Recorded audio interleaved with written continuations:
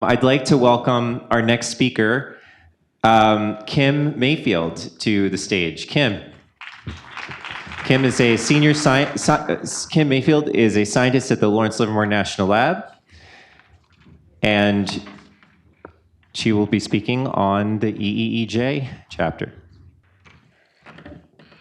Let's see if I can get this to work real quick. Is that the forward? All right.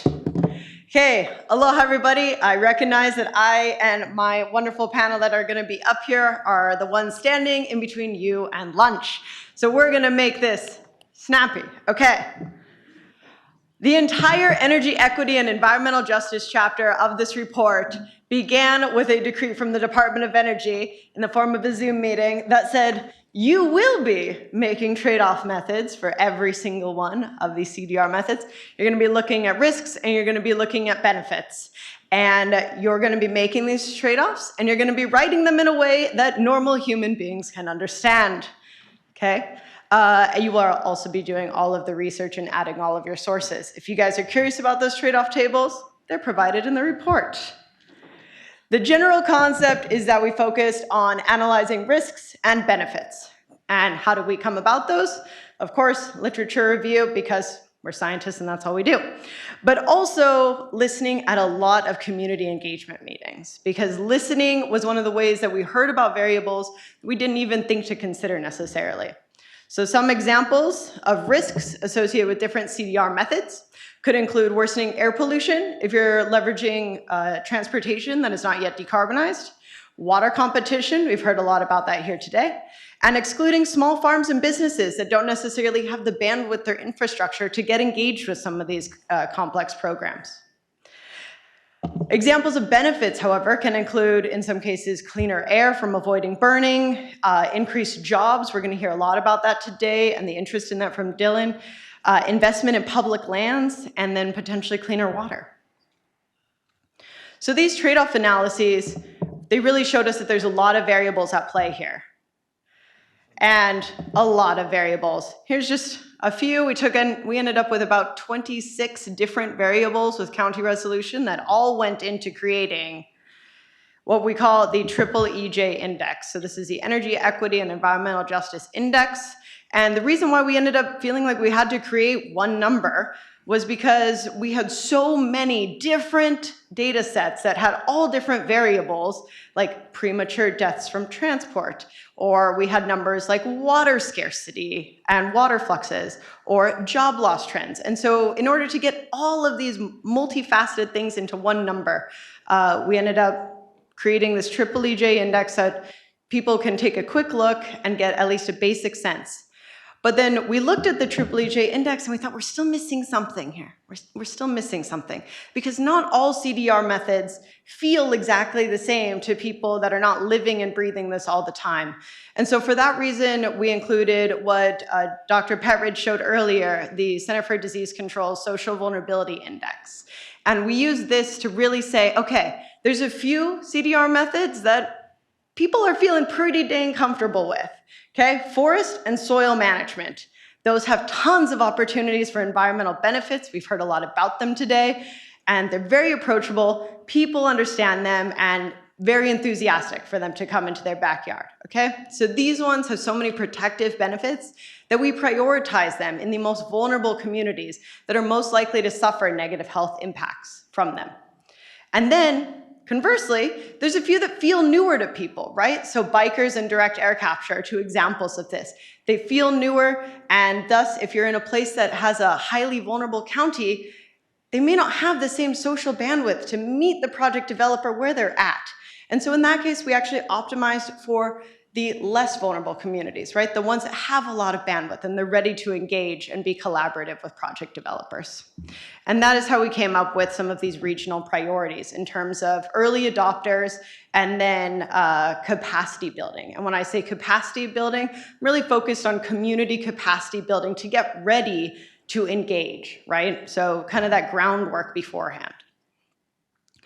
Now we're gonna move into the San Joaquin Valley insights.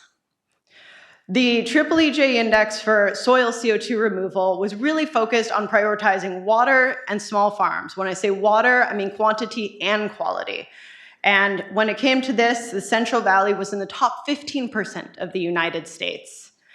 And this really comes to say that in the entire United States, if one actually wants to implement soil CO2 removal that reduces water pollution for some of the most vulnerable residents in the United States with a diversity of farm ownership in terms of small, locally owned, as well as minority operated farms, the Central Valley, the San Joaquin Valley is a really great place to start.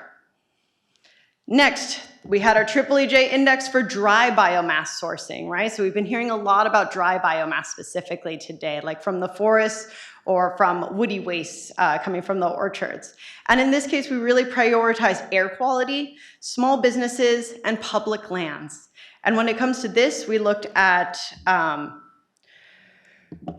the entire country, and we found that California was really in the top 5% when it came to agriculture and forest waste-based BiCRS.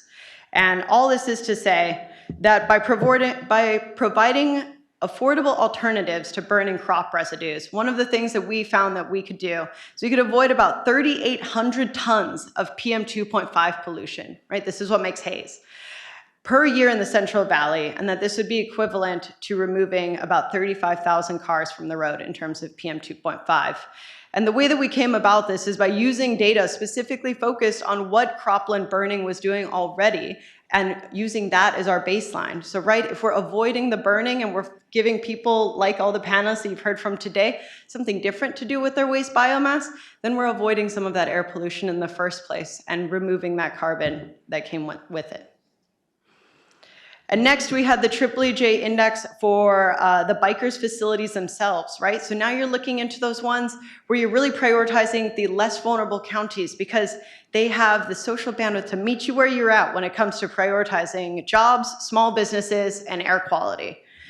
And in this case, we did essentially a jobs analysis of if we were to take what the BiCRS facilities, what the BiCRS chapter optimized for in California, we found that you could get about 30,000 new jobs in the state of California. And that is, to give you some context, about twice as much as California has employed in the energy workforce today. And because I know that Dylan is going to be up here later today, I heard a question from him, and he said, well, what sectors are those jobs going to be in? Because jobs is kind of generic. So went ahead and added a few extra things that you won't see in the report here today. And a lot of the BiCRS jobs are in the agricultural field. So we have a lot of expertise with that in the Central Valley. And then next, we did the EEEJ index evaluation for direct air capture with storage. So once again, here, the priority that a lot of people had was jobs, job creation, as well as leveraging small businesses.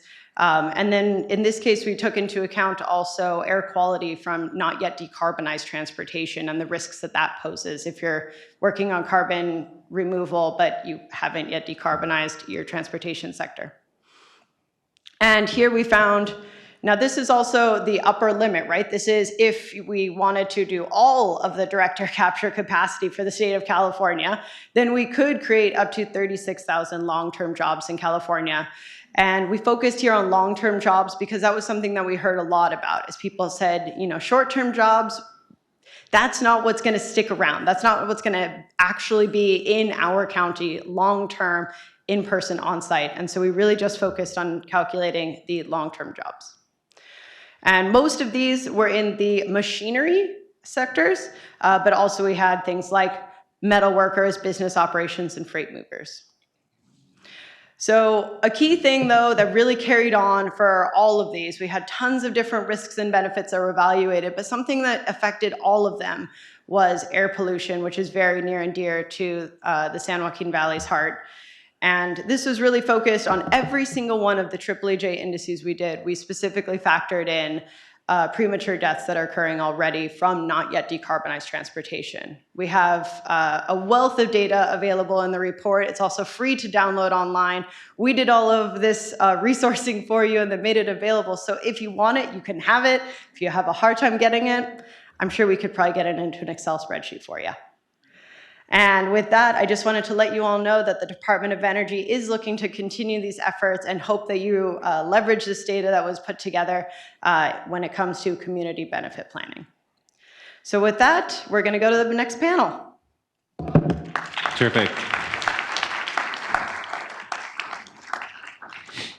All right, I'd like to welcome our panelists to the stage, please.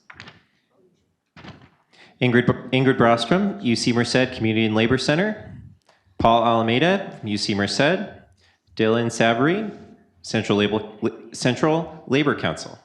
So Ingrid, I'd love to start with you. So yesterday, your center led a community discussion on CDR.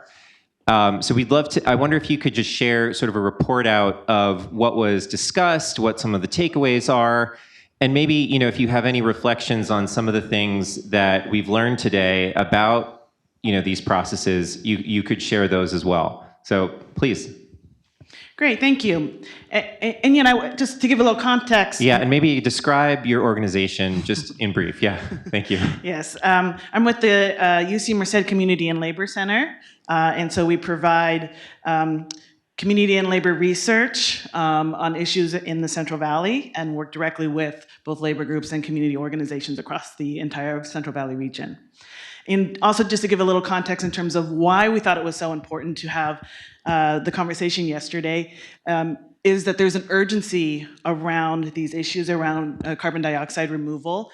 There are lots of proposals coming in, there's lots of strategies being developed, and all too often, the folks that are really on the ground and impacted in a very real way on these projects and strategies are left out of the conversation.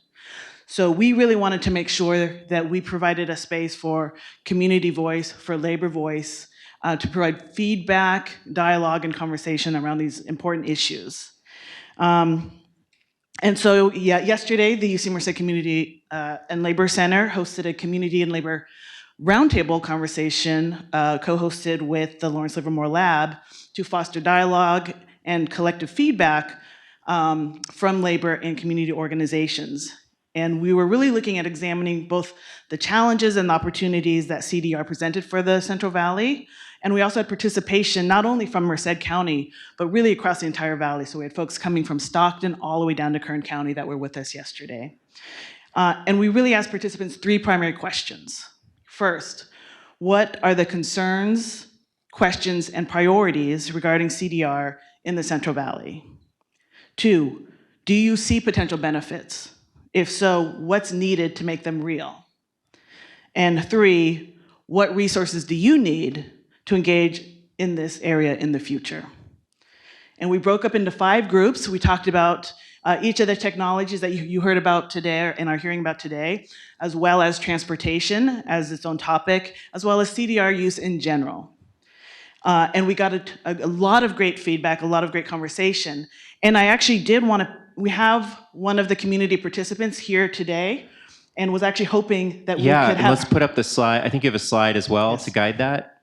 Oh, actually, I can do that.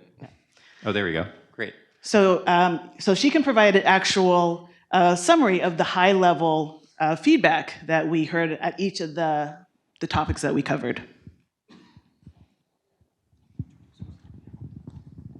Hi, my name is Lori Pasante, and I'm here as a longtime resident of the city of Bakersfield and Kern County.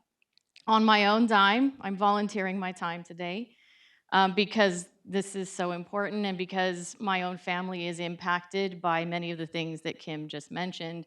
They both have chronic illnesses that we've been told in no uncertain terms are totally exacerbated by where we live in Kern County. And that we should move. Clearly, I cannot afford to do that. Generally, CDR and the folks in the room, I mean, they really deserved a panel of their own today. And I think it is very telling that they don't have one, right? Because there's a lot of money on the table, and that was the first thing that came up in the conversation, was there's a lot of profiteering going on in this. A lot of bad actors with bad histories. The same company that had the EPA hearing on Wednesday night, I was there. That's 20 miles from my house. They have wells that are leaking methane right now that they haven't plugged.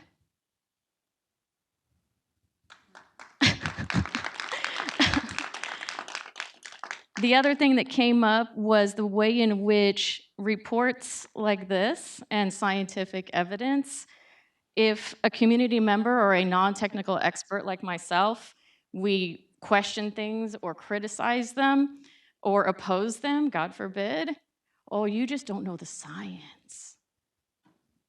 Let me help you understand. And I'm like, oh no. We had community members and labor participants yesterday. They are experts in their own communities and their lived experiences, period, full stop. And because I don't like to see things like this get used against us, we had a robust conversation about the assumptions being made in this report. On page Executive Summary 3, there's a chart outlining all the different methods that we discussed yesterday. And the justification for not discussing the ocean and wetlands-related CDR methods was that they're not advanced enough, we don't have enough research about it, it's not meeting what they outlined as a 1 gigaton per year removal rate, but yet direct air capture is on here. How much carbon has that removed globally to date?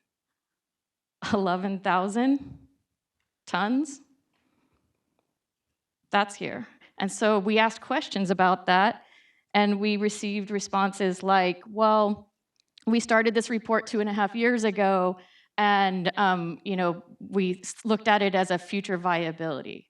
And I'm like, well, but you set your own criteria of 1 gigaton a year removal, present day, and then you immediately violated it by including the direct air capture. And then the soils, when that came up, that was, Rosie really hit it, because we had a table of folks who are farm workers, and they said, look, you didn't even include like these specialty crops in your analysis of how we can use croplands. And in fact, for the Central Valley, in the regional section, it talks about BiCRS and DAC as being the primary way in which, as a whole nation, we have the ability to, that would be our strength in that area. But totally leaving out entirely the fact that we are profoundly robust with our specialty crops. And so we probably need a whole other report on that. That's my request.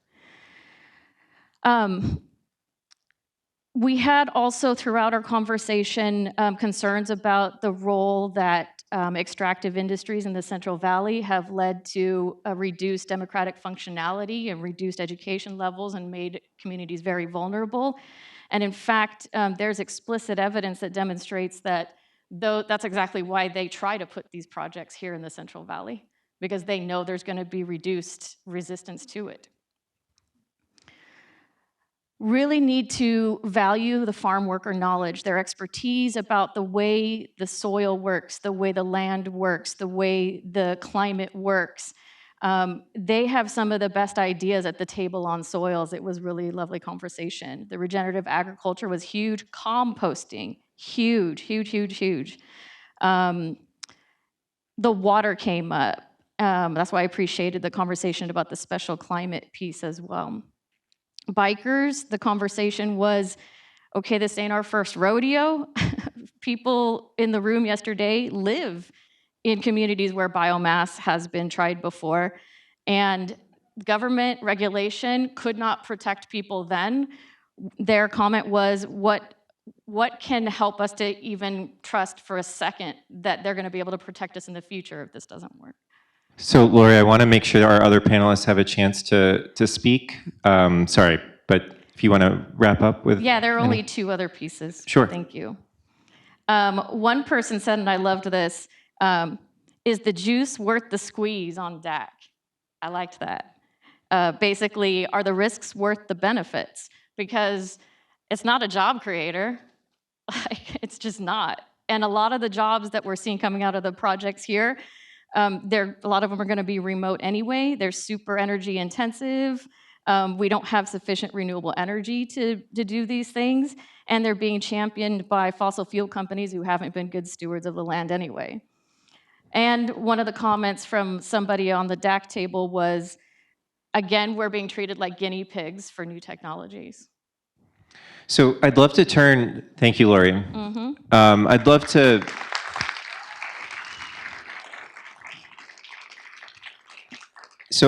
turn to you, Paul, from UC Merced, and I wonder, if you might be able to pick up on a couple of things that Lori mentioned that as being discussed yesterday.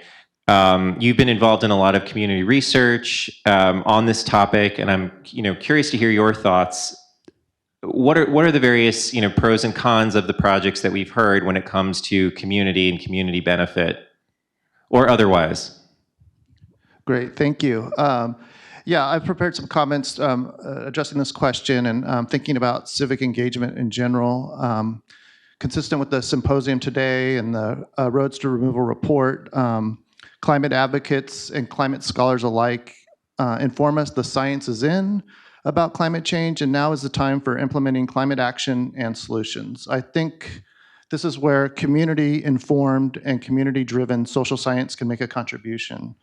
I'm a student of civic... And what is that? I'm sorry to interrupt you, but just to make sure we all understand what you mean. So when you say that, what are you referring to? I think the research tools of social scientists have come to play now that the science is in, but how we engage local populations, civic engagement, I think that's the arena of social science working together with community organizations.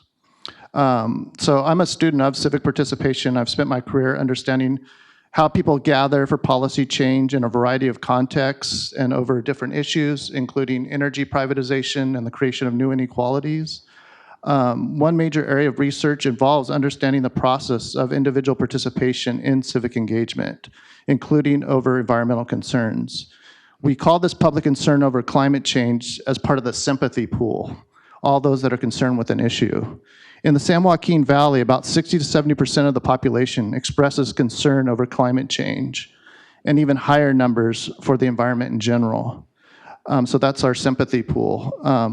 But for substantial participatory decision-making, climate education, and engagement in climate solutions, we need to know how do we move that concern or sympathy pool with climate change into actual climate action and build civic capacity. As Kim was asking, the civic capacity issue, how do we get there? Over the past 6 years, I participated with the UC Merced Community and Labor Center and community needs surveys with over 7,000 residents in the central and southern San Joaquin Valley. All these surveys use representative sampling designs and were in partnership with community and labor organizations. In all of these surveys, we asked questions about willingness to participate in a local meeting about climate change. I think this is the starting point, just creating space for civic engagement, like yesterday's activity, around climate change issues at the local level, from basic climate change concepts and climate literacy to a greater understanding of emerging green industries and technologies and those state regulations related to them. In large cities such as Fresno, about 1/3 of the population has consistently stated openness to attending a local climate change meeting. From 3 different surveys we did in the city of Fresno, about 1/3 of the population is willing to come to a climate change meeting where the discussion begins. In more rural regions and smaller towns, willingness to attend a climate meeting drops below 20%. This is a portion of the population much smaller from our original sympathy pool of concern. This is in Kern and Tulare counties where this is being reported in our surveys. In our studies of Fresno, we have found that the strongest predictors of participating in a climate change meeting, so out of that 1/3 of people that actually do show up, what are the factors related to that? Who are these people showing up? They have affiliations with civic capacity building organizations such as labor unions and community-based organizations, and they participated in civic activities in the past promoted by these organizations, such as volunteering, attending local meetings, or meeting with elected officials. So this is really important. How do we increase civic participation around climate issues? This is the starting point. And so I wonder, yeah. if I can interrupt you there, I'd like to go to a point that Lori made. Yeah. Lori, you held up the report sort of as an indication of how complex and, there's a lot of stuff in here. And you made a point, which I think is a good one. Like, through one perspective, you could say this is sort of being thrown as evidence, and there's so much in here that you really do need a degree to really fully understand. And so how are we supposed to process this? What are we supposed to do with this? No, well, I didn't, so I'm glad you did. But I'm curious, many people probably don't understand all of the pieces of it, and this is an issue. And so the question I have for the panel is, what are the best examples? You've spent a lot of time thinking about this question, and I'm curious to know, what are the best examples that you've seen of providing the context and like the understanding that's necessary for folks who are not necessarily like Lori, who can understand every piece of it, but to really be able to make informed decisions and voice opinions in an informed way, in the face of what is quite complex stuff. Yeah, so if I could just finish up, I think I touch on those issues. So about who participates tells us a lot about the starting point of civic capacity. Governments and philanthropic organizations should invest in these capacity building organizations from day one. Before any other activities, we want a robust, inclusive engagement over climate change issues. So starting with those organizations, that's how you can get a base of people to a local meeting just to discuss climate change, and you can build out from there, including talking about these new technologies, the laws related with them, including like SB 1000 in California, the land use policies, the labor regulations. So I think it's bringing people into just local engagement, like the workshop we held yesterday. And this is really important to know. This touches on, I think, what Lori was talking about. Currently, we did ask questions about knowledge of these technologies in our recent round of surveys in the Southern San Joaquin. Currently, about 22% of residents in our sampling of Kern County were aware of direct air capture and carbon capture and sequestration. And a much lower percentage was aware of these carbon practices in Tulare County, way below 20%. I think this is the time to invest heavily in the local capacity building of community organizations in the Central Valley for a truly democratic, just, and inclusive green transition. So Dylan, I'd love to thank you. Dylan, final question for you on this panel, and then unfortunately we'll need to move on. But so we've talked a lot about jobs. You're someone who has studied the current workforce in this region, and you've interrogated this report, and I'm curious to understand, your perspective on job creation, the potential for job creation in the region. Thank you, and I'll try to be concise for folks that are really hungry. And with all due respect to the science behind the report, and I've not been able to digest it in full, and I respect everything that folks are trying to do for the new economy of the Central Valley, right? But as you can tell from the comments made by some of my colleagues here, there is a severe amount of PTSD from residents, community groups, and workers in the Central Valley because of the two extractive industries that have corrupted our county governments for the history of the Central Valley, and that's the industrial scale, plantation style ag industry, no disrespect to the regenerative farms and folks doing it right, and the oil industry, which does have some hard working union jobs in it, but have polluted the political scene and does not allow for community groups to have their voices heard, and ends up, turning a blind eye when folks are getting cancer at a high rate, all of those things. So we have to be honest about the fact that there are a lot of folks in the room that work for different agencies and want to bring new technologies to the Valley, and they're looking for an in, or they're saying, hey, this report says this, and everybody on the ground that we have yet to really talk to are saying, absolutely not. Everybody in my family has cancer, or my uncle worked in the oil industry, but every time there's a recession, they lay him off or he has to move. These unregulated industries, in the way that they operate in politics and with damages after the fact, are not friends of workers. They're not friends of the community. And we are fearful that the promises made from good people and from the industry groups are ultimately not going to pan out. So all of us in here probably want clean air, clean water. We want our kids to go to good schools, and we want to be healthy for the longevity of our lives, and we want that for all of our colleagues as well. And we have to take this from an approach from the ground up, even if it's longer, because the climate emergency that we all are aware of is not as important as the cancer emergency or the I can't pay my family emergency that's happening on the ground right now. So, yes, we want to build new factories and clean up the air, and we want to organize every worker in the Central Valley. Right now, the private industry in the Central Valley is probably about 5% of a union workforce. It's very difficult to get industries, even when they have federal and state regulations that, fortunately for the folks we've elected, have put those into the policy. But it's very difficult for industry to say, yes, we'll pay our workers more without us organizing them. So we have to organize community groups on the ground. We have to organize the data and our partners at the universities. But we also have to organize those industries. And it's probably going to take a statewide approach to put a policy in place, regulatory framework that allows for our communities and our workers to be safe long term and make the best jobs available that we can. Thank you.